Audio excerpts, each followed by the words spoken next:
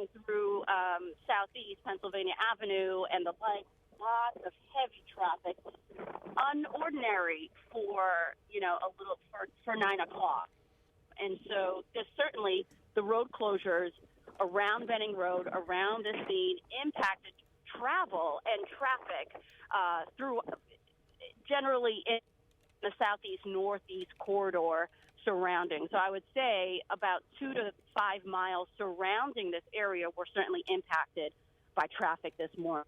Alerts, no sense or sign of danger in the schools that were outside the perimeter.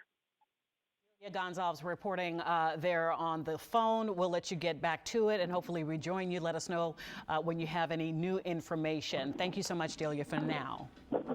Thank you. Take care. Thanks, Delia. Right now, let's head on back out to Marcella Robertson, who is live on the scene right at the edge of the area police have cordoned off. Marcella, have you learned anything new? Yeah, guys, well, I can tell you that we just talked with police, and at this point, maybe in the next 5 minutes or so, we are expecting a press conference right here behind us to get a better idea of exactly what is going on. Again, if you're just joining us, 3 police officers, D.C. police officers, shot this morning. Non-life-threatening injuries. They are expected to be okay. They've been taken to the hospital, but just a massive police presence here along Benning Road. We are right at Benning and 46th Street, and as you heard Delia talk about KIPP, right? We're here on the corner of the KIPP campus, and we have seen students being escorted in by officers. I spoke with a mother just a couple of minutes ago who was dropping her 5-year-old off for school, and you can imagine as a parent how upsetting that is, right? Her 5-year-old is asking why there's a police outside of the school, so just really upsetting for a lot of parents as they're dropping their kids off this morning, and we can tell you that there's still a significant police presence here. With we have seen earlier officers walking out up to an apartment complex a couple of blocks up with shields, and unfortunately that this area blocked off, that is leaving some people unable to access their homes. So certainly frustrating for a lot of people, but you can understand as far as safety and keeping people at a safe distance, it is important for DC police to do so. So again, in the next couple of minutes, we are expecting to hear an update from police about exactly what unfolded this morning and what it appears to still be unfolding, whether it is a potential barricade situation that they are dealing with here or not. But we are expecting to have that press conference here in the next couple of minutes. You guys had asked earlier if there were any other agencies assisting. Delia mentioned ATF, and now I can tell you that you can see an ATF officer to the left of that command center at one of the MPD vehicles there. So certainly it does seem like other agencies at this point are assisting in this very active investigation here along Benning Road. Again, we are being kept at a pretty significant distance. It does look like the apartment or area where this investigation is all unfolding is at least several blocks down, as we wait to hear exactly what is going on here from police. But again, still a few parents dropping off their kids here at KIPP DC, and just young kids. Really upsetting for the parents, for the kids to not really know exactly what's going on here, but we will certainly keep you updated, and we'll bring that press conference to you live once we get an update from police, guys.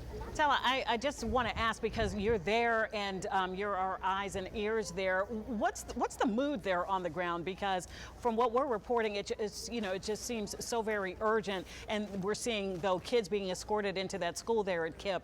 What can you tell us about the mood? Does it still feel very urgent? We're reporting that this is most likely still going on. Yeah, absolutely urgent. I mean, I can even tell you that the officer that is escorting the kids in and out of the school will not let you on that side of the sidewalk, right? And so that just kind of gives you an idea of how cautious and how careful they are being, especially with a school being so close to this incident here. There are still police cars coming in and out with their sirens, and so it is still, you can see a sense of urgency, feel the sense of urgency with the way that the officers are walking, moving, coming in and out of this command center. But again, as far as the kids are concerned, that really stood out to me.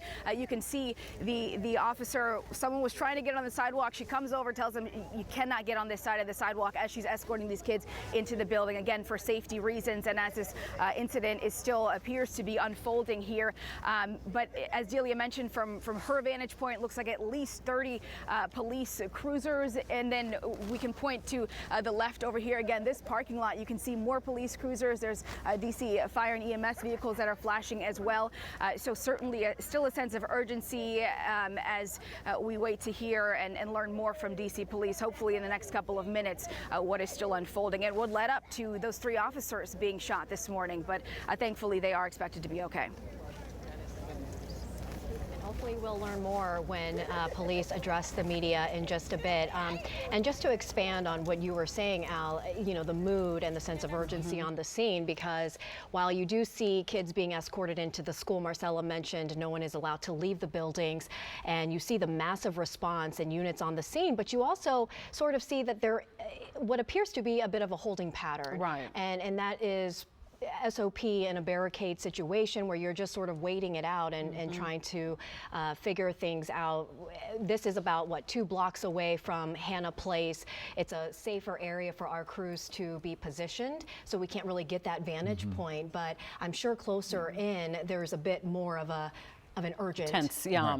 vibe. And the police have already said that they don't want people close, not even the press or the Right. media, because this is an active investigation, and they're still trying to put all the pieces together and figure out what's going on. When you have a large police presence like this, where you're talking about at least 30 police cruisers and then some coming into this area, that's how you know that this is a pretty serious situation. So to recap, this all started earlier, probably about an hour ago, at Hannah Place in Southeast. I believe they said around 8 this morning. About 8 this morning, so Yes. even further back.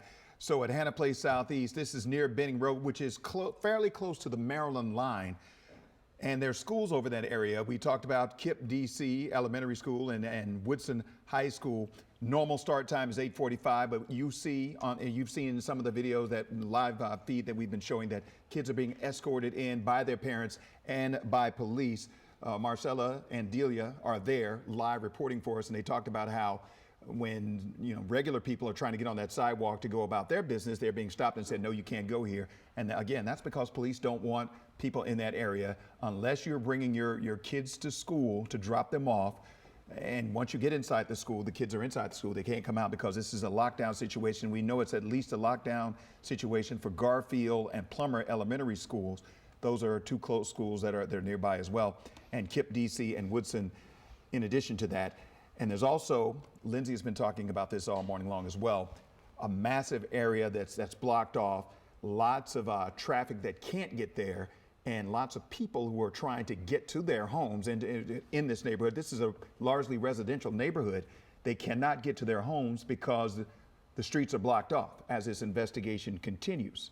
And we, again, are awaiting a news conference from MPD, DC Police, of course, to try to fill in some of the blanks here, because this area is still cordoned off. We're not sure if this gunman is still basically posing an active threat right now. So we're going to go back to Marcella Robertson right now with new information. Marcella.